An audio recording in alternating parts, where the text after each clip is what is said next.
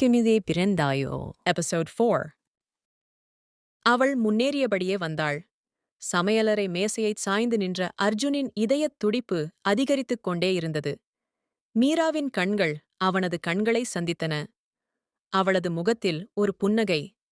ஒரு நொடிக்கு உலகம் ஸ்தம்பித்தது போல் இருந்தது அவனுக்கு. ஏ, என்ன? என்று தட்டுத்தடுமாறி கேட்க, அர்ஜுனின் தடுமாற்றத்தை பார்த்து மீரா புன்னகைத்துக் கொண்டாள். அவனைச் சற்று தள்ளி நகர்த்திவிட்டு பின்னாலிருந்த உப்பு டப்பாவை எடுத்துக்கொண்டாள். அர்ஜுன் பெருமூச்சு விட்டான். அவனுக்கு ஒரு பழைய நிகழ்வு ஒன்று நினைவுக்கு வந்தது.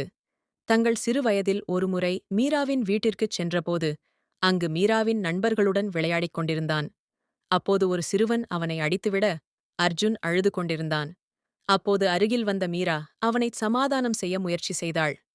அவளின் விளையாட்டுப் பொருட்களையெல்லாம் கொடுத்துப் பார்த்தாள். எவ்வளவோ முயன்று பார்த்தாள், சரி வரவில்லை. கடைசியாக அவளுக்கு என்ன செய்வது என்று தெரியாமல் அவனை நெருங்கி வந்து அவன் கன்னத்தில் ஒரு முத்தம் கொடுத்தாள். அவ்வளவுதான். நொடியில் அவனது அழுகை நின்று போனது. அந்தச் சின்னஞ்சிறு முத்தம் அவனது இதயத்தில் ஒரு மந்திரம் போல வேலை செய்தது. அந்த நினைவில் மூழ்கியவன் அவனை அறியாமலேயே சிரித்தபடி மீராவை பார்த்து கொண்டிருக்க, என்ன நல்லவனே, பகல் கனவா? என்று மீரா கேட்கவும் தான் தன் நிலைக்கு வந்தான். மேகியைச் சமைத்து முடித்ததும் இருவரும் சாப்பிட்டார்கள்.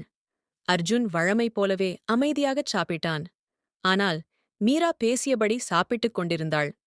தன் கல்லூரி வாழ்க்கை, ஓவியம், அவளுக்குப் பிடித்த பாடல்கள் என எல்லாவற்றையும் பற்றி இடைவிடாமல் பேசிக்கொண்டே இருந்தாள். அவளது சின்ன சின்ன அரட்டைகளும் சிரிப்பொலிகளும் அர்ஜுனை அறியாமல் சிரிக்க வைத்தன. அவனது அமைதியான உலகத்தில் அவளது இருப்பு ஒரு வண்ணமயமான ஓவியம் போல் இருந்தது. அன்றைய இரவு அர்ஜுன் தனது அறைக்குச் சென்று தன் டைரியை எடுத்தான். பல நாட்களாக வெற்று பக்கங்களாக இருந்த டைரியில் அன்று முதல் முறையாக எழுதினான். அவளுக்கும் எனக்கும் என்ன உறவு என்று தெரியாது. ஆனால் எனக்கு அவளுடன் இருக்கப் பிடித்திருக்கிறது. இதற்கு என்ன அர்த்தம் என்று புரியவில்லை. ஆனால் அவளை என்னுடன் வைத்துக்கொள்ள என்ன வேண்டுமானாலும் செய்வேன். மறுநாள் கல்லூரி. நவீன் இன்னும் கோபத்திலேயே இருந்தான். ஆனால் அந்த கோபத்தின் பின்புலத்தில் அவனுக்கே புரியாத ஒரு உணர்வு உருவாகிக் கொண்டிருந்தது. மீராவின் துணிச்சலான பார்வை, அவள் சிரிப்பில் இருந்த திமிரும், அவள் வார்த்தைகளும் மீண்டும் மீண்டும் அவன் உள்ளத்தில் ஒலித்தன. அவளை பழிவாங்கணும்? ஆனா என்னமோ என்ன தடுக்குது. ஏன் நான் அவளை நினைக்கிறேன்? என்று தன் மனதோடு போராடிக் கொண்டிருந்தான். அவனது நண்பர்களுடன் இருக்கும்போது கூட அவனது பார்வை மீராவை தேடி அலைந்தது. கோபமும் ஈர்ப்பும் கலந்த அந்த குழப்பம் அவனை இன்னும் சிக்க வைத்தது. வகுப்பு முடிந்ததும் மீரா வழக்கம் போலச் சிரிப்புடன் தனது நண்பர்களுடன் நூலகத்துக்குச் சென்றாள். அவளது தோழிகள், மீரா, நீ எப்போவும் இப்படி சிரிச்சுக்கிட்டே இருக்கியே, எப்படி? என்று கேட்டார்கள். அவள் பதிலளித்தாள், சிரிப்புதான் ரகசிய ஆயுதம். அத காட்டாதவங்க தான் பலவீனமா தெரிஞ்சிடுவாங்க. கோபம், அழுகை இதெல்லாம் நம்மள பலவீனமா காட்டும். ஆனா நம்ம சிரிச்சுக்கிட்டே இருந்தா நம்ம எதிரிக்கு குழப்பமாக இருக்கும். அது நம்ம வலிமையாக்கும். அந்தக் காட்சியையெல்லாம் தூரத்தில் நின்ற நவீன் கவனித்துக் கொண்டிருந்தான். அவளது தைரியமும் சிரிப்பில் இருந்த பளபளப்பும் அவனை இன்னும் குழப்பியது. இந்தப் பெண் வேற மாதிரி, இவகிட்ட என்னமோ இருக்கு, அதுதான் என்னை ஈர்க்குது என்று மனதுக்குள் ஒப்புக்கொண்டான். அர்ஜுனோ அன்றைய நாள் முழுவதும் சீரியஸாகவே இருந்தான். அவன் பார்வை நவீனை எப்போதும் சந்தேகத்துடன் தான் கண்டது. மீரா தனியாகச் சென்றால் அர்ஜுன் அவளைத் தொடர்ந்து கவனித்துக் கொண்டே இருந்தான். நூலகத்தில் நவீன் மீராவை பார்த்து கொண்டே இருக்க அர்ஜுன் மனதில், இவனோட பார்வை வேற மாதிரி இருக்கு. என்ன நினைக்கிறானோ? இவளுக்கு என்ன பிரச்சனை தருவானோ? என்று அவனது சந்தேகம் அதிகரித்துக் கொண்டே போனது. மாலை. இருவரும் வீடு திரும்பும் வழியில் மீரா வழக்கம்போல தனது பேச்சில் மூழ்கியபடி சென்றாள். அர்ஜுன், சும்மா சிரிச்சு பேசி பாரு, வாழ்க்கை லைட் ஆகிடும். ஆனா நீ எப்பவும் சீரியஸாதான் இருப்பே. ஒரு நாள் உனக்குச் சிரிக்கக் கற்றுக் கொடுப்பேன் என்று சொன்னாள். அர்ஜுன் அவளது பேச்சைக் கேட்கவில்லை. அவனது எண்ணம் முழுவதும் நவீன் மீதே இருந்தது. மீரா, நீ கவனமாக இருக்கணும் என்று சொன்னான். அவள் புன்னகையுடன், என்னை பற்றி கவலைப்படுகிறியா என்று அவனை கிண்டல் செய்வது போலச் சொன்னாள். அர்ஜுன் புன்னகைத்துக் கொண்டான். அதற்கு மேல் எதுவும் பேசாமல் இருவரும் அமைதியாக சென்றனர். ஆனால் இருவரின் மனதிலும் வெவ்வேறு எண்ணங்கள் அலைபாய்ந்தன. அன்றிரவு அர்ஜுனுக்கு ஒரு கெட்ட கனவு வந்தது. அதில் நவீன் மீராவை கொள்வதாக இருந்தது. திடுக்கிட்டு எழுந்தவன் இரவு முழுவதும் அதே சிந்தனையில் இருந்தான். மறுநாள் கல்லூரிக்கு இருவரும் கிளம்பினர். ஆனால் அன்றைய காலை வழக்கம் போலில்லை. நேற்று நவீனைப் பற்றி நினைத்துக் கொண்டிருந்ததாலோ என்னவோ அர்ஜுனின் மனதில் ஒரு கலக்கமும் பதற்றமும் இருந்தது.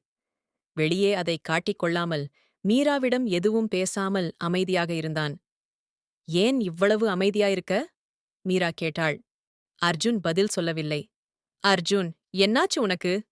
மீரா அவனது கைகளை பிடித்துக் கேட்டாள். அவனது அந்த அமைதி மீராவிற்கு புரியாத ஒரு பயத்தைக் கொடுத்தது. அர்ஜுன் அவளை திரும்பி பார்த்தான். அவனது கண்கள் கலங்கியிருந்தன. எனக்குத் தெரியல மீரா. பயமா இருக்கு. உனக்கு ஏதும் ஆகிடக்கூடாதுன்னு என்றான். மீரா அவனது முகத்திலிருந்த பயத்தை பார்த்து அதிர்ந்து போனாள். இதுவரை அவன் உணர்ச்சிகளைக் காட்டிக் கொள்ளாததால் அவனுக்குள் இவ்வளவு பயம் ஒளிந்திருக்கிறது என்பது அவளுக்கு புதிதாக இருந்தது. அவனது கைகளை இறுக்கமாக பிடித்துக் கொண்டாள். எனக்கு எதுவும் ஆகாது. நீ இருக்கும்போது எனக்கு என்ன ஆகப் போகுது? என்று சொன்னாள். அவனது பயத்தைக் குறைப்பது போல அவனது கன்னத்தில் தட்டிக் கொடுத்தாள். அவளின் அந்த பாசம் அவனது பயத்தைக் குறைத்தது. இருவரும் கல்லூரிக்குக் கிளம்பினர். நவீன் கல்லூரிக்கு வந்தவுடன் அவனது நண்பர்களுடன் பேசிக் கொண்டிருந்தான். ஆனால் அவனது மனதெல்லாம் மீராவைத் தேடிக் கொண்டிருந்தது. அவனது நண்பன் கார்த்திக், எதுக்கு மீராவைத் தேடிட்டு இருக்க? நேத்து அவ உன்னை இன்சல்ட் பண்ணது மறந்து போச்சா? என்று கேட்டான். இல்லடா, அவளோட தைரியம்தான் மனசுல நிக்குது. ஏதோ ஒரு விஷயம் அவகிட்ட இருக்கு. அதுதான் என்னால அவள பழிவாங்க விடமாட்டேங்குது என்று குழப்பத்துடன் கூறினான். என்னடா சொல்ற? என்று கார்த்திக் கேட்க. கார்த்திக், எனக்கு ஒரு உதவி வேணும் என்றான் நவீன்.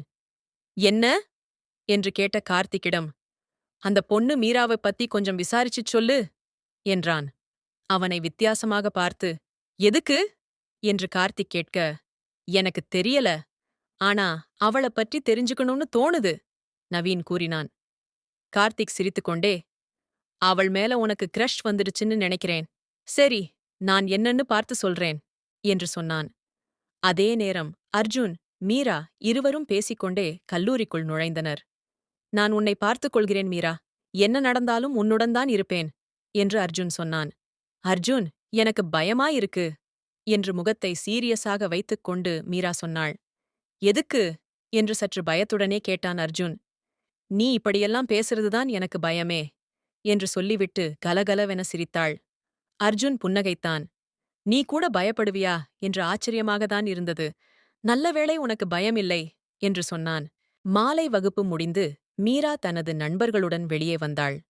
திடீரென்று ஒரு வயதான பெண் மீராவின் அருகில் வந்து, நீதான் மீராவா? உனக்கு ஒரு கடிதம் வந்திருக்கு என்று ஒரு கடிதத்தை மீராவிடம் கொடுத்தார். மீரா அந்த கடிதத்தை வாங்கிப் பார்த்தாள். அதை பார்த்துவிட்டு அதிர்ந்து போனாள். அவளது கண்களில் யோசனையுடன் பார்த்துக் கொண்டிருந்தாள். அவளது நண்பர்கள், என்ன ஆச்சு? என்று கேட்டார்கள். மீரா பதில் எதுவும் சொல்லாமல் அந்த கடிதத்துடன் அங்கிருந்து கிளம்பிச் சென்றாள். அவளது நண்பர்களுக்கு எதுவும் புரியவில்லை. அர்ஜுன் அதை பார்த்துக் கொண்டிருந்தான். மீராவின் முகம் மாறியிருந்தது. அவள் ஏன் அப்படி அதிர்ந்து போனாள்? அப்படி என்ன இருந்தது அந்த கடிதத்தில்? என்று குழப்பத்துடன் அவளை பின்தொடர்ந்து சென்றான். தொடரும்.